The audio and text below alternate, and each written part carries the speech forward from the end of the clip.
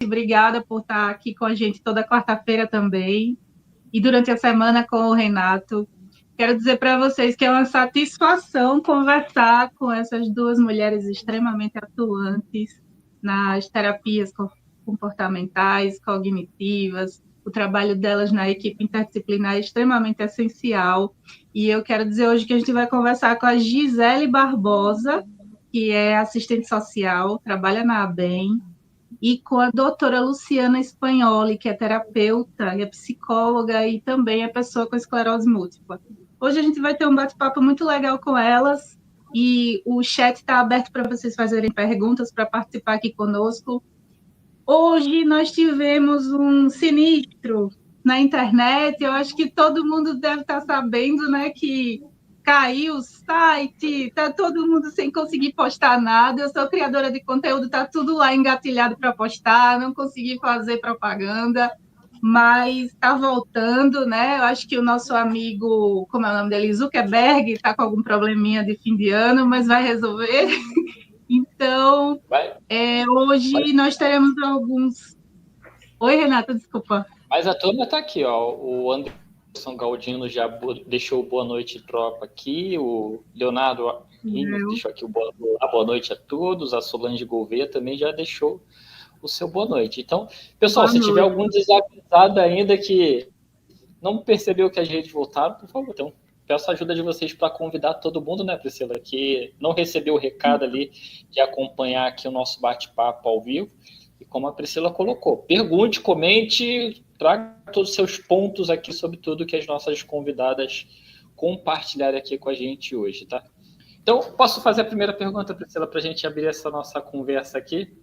Por favor. Nosso momentinho documentário, então. Quem são, onde vivem, onde dormem, o que comem.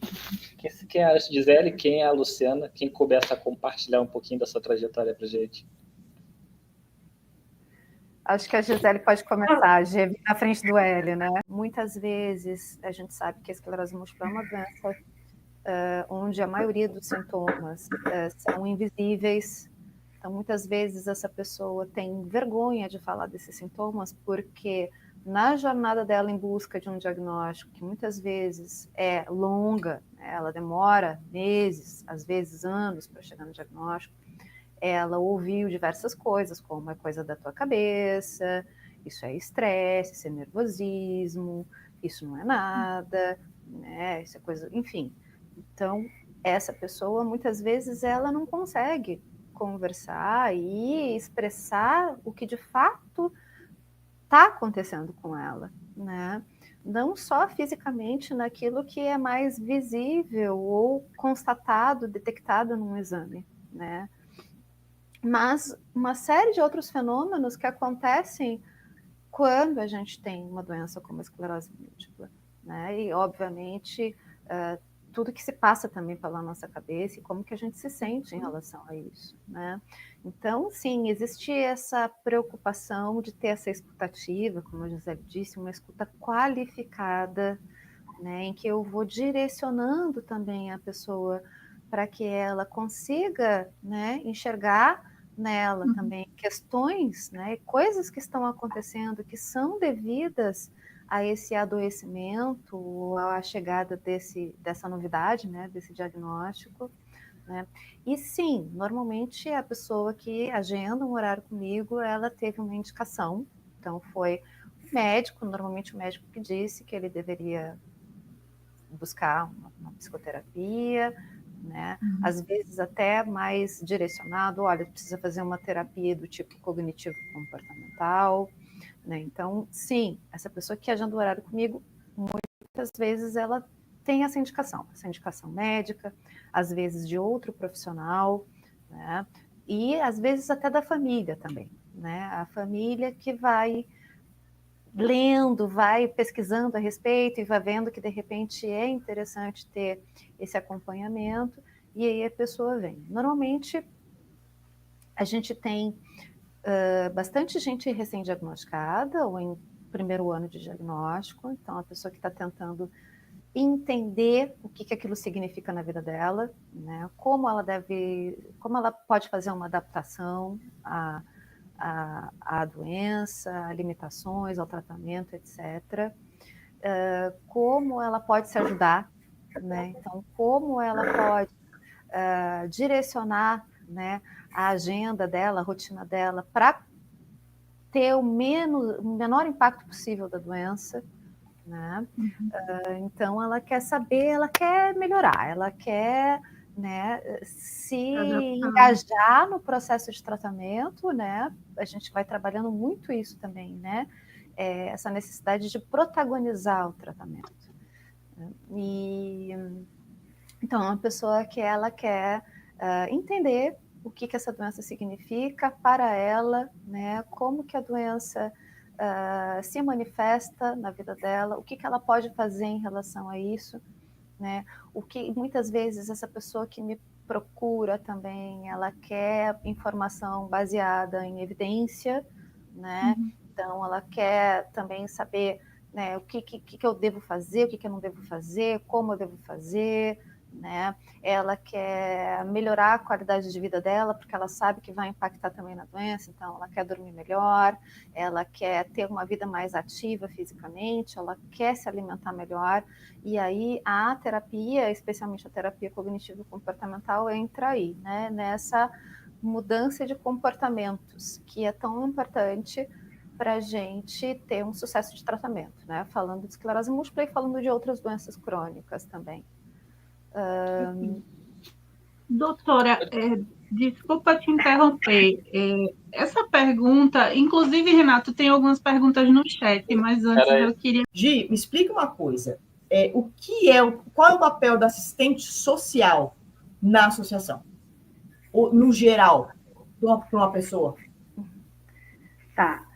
Na verdade, o assistente social, ele articula, né, como uma rede de apoio. O nosso trabalho, ele está direcionado às mazelas sociais, tá? Isso daqui eu estou explicando uma visão muito geralzona da coisa, tá? Mas tem até uma professora que eu gosto muito, que ela disse que o serviço social, ele é uma das profissões, sim, que analisa o ser humano de maneira mais profunda, né? No sentido de que a gente vai até da dimensão profissional, da relação social, daquilo que está prejudicando o indivíduo, né?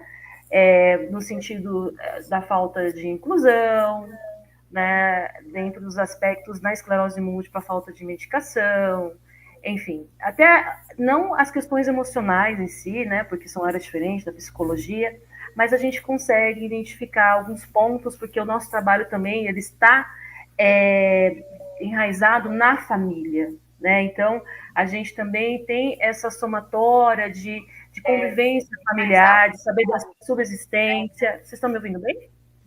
Sim. Estão ouvindo?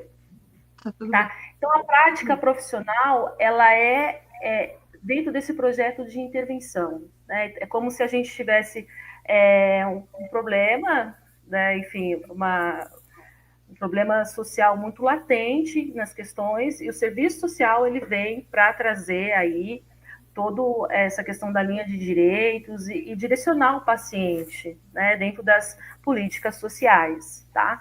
Então, dentro de uma equipe multidisciplinar, o serviço social ele é fundamental. Ele precisa articular com a rede, ele precisa conhecer o campo de trabalho. Eu costumo dizer que, além da escuta ativa, que a gente não estava aqui, né, mas você estava assistindo, então deve ter ouvido eu falar. Além da escuta ativa, a gente tem normativas que são essenciais, mas tudo bem que a gente passa por uma globalização, essa questão do mundo robótico, enfim, mas eu sou daquelas que eu gosto do diálogo com a rede. Eu gosto de conhecer os serviços, eu gosto de conversar com a colega assistente social. Se não tem uma colega assistente social no serviço, eu converso com a enfermeira, explico a situação. Eu preciso mostrar a dimensão do trabalho em equipe, tá? É interdisciplinar. Eu gostei muito desse tema porque é o que eu faço na associação. Então, assim se ela... Pelo que eu entendi, me desculpa se eu vou te interromper, o teu trabalho é diretamente ligado, seria o trabalho de uma psicóloga como a Luciana, que ela também vai analisar o paciente tanto quanto você, não é isso? Não, é um pouco diferente, né? A gente, assim, quando eu falei, é um trabalho próximo, né? Mas, assim, o psicólogo é uma outra área, são as emoções, as emoções internas, enfim. Quando eu falo dessa questão próxima, porque, assim, a gente precisa entender o contexto social do paciente. Então, quando eu recebo o paciente, eu preciso também analisar a família dele, né? Com profundidade. Eu preciso saber as questões de subsistência financeira, eu preciso entender toda a questão se conviver com os pais, enfim, só assim para vocês entenderem, porque para a gente ali desenhar um plano social e poder encaminhar aquele paciente para a área da psicologia, se ele necessitar, né, bem dentro da equipe multidisciplinar em si, a gente encaminha, dentro da reabilitação, a gente tem físio, tem fono, tem psicólogos, então, para a gente poder identificar, porque às vezes, pessoal, o paciente ele chega com uma queixa e quando a gente vai entender a questão, né, ele está lá falando da família, quando a gente vai entender, não é a família, né, que está tendo aquele problema latente. Então, a gente precisa, quando o serviço social ele faz essa parte de intervenção junto com a psicologia, é justamente para identificar essas emoções e encaminhar, né? É um trabalho próximo, mas assim, um próximo meio que distante, porque é uma outra área, né, que faz, que analisa, mas a gente precisa entender o contexto da conjuntura, fortalecimento de vínculo, tá? Então, tudo isso a gente faz dentro do serviço social, tá? Tanto que nós temos tem um centro de convivência na associação, e isso tem no CRAS, tem outras instituições, que é justamente para isso também, né? De repente, o paciente ele tem uma relação péssima com os pais. Então, quando a gente fala do centro de convivência, também a gente traz essa relação de convivência, de respeito com o indivíduo. Então, sinalizando essas questões, entendeu? Assim, a priori não é as emoções que o serviço social cuida, não é. São expressões da questão das mazelas sociais, né? Então, o paciente que não está sendo assistido, o paciente que realmente está sendo violado de todos os direitos, né? Então, esse, especificamente, assim, é o trabalho do serviço social, é garantia de direitos, tá? É muita coisa, né? Mas não sei se deu para entender. Gi, eu só queria saber, aproveitando esse gancho sobre o apoio familiar, eu queria saber se você pode citar alguns programas que trabalham para apoiar a família. Quais são os programas que vocês trabalham? Dentro dessa questão multidisciplinar, a gente articula assim, muito pouco o PRI com o CRAS, por exemplo, né? A gente tem bastante paciente aqui em São Paulo, por exemplo, que tem convênio, enfim, mas tem os programas do CRAS, eu acho que é o PAIF que chama, né? Tem os programas também de atenção básica. Então, assim, quando a rede recebe esse paciente, a primeira coisa que ele vai fazer é isso, né? Geralmente, assim, em geral, é centro de convivência, né? Então, lá na associação, a gente tem também um projeto que é para a família.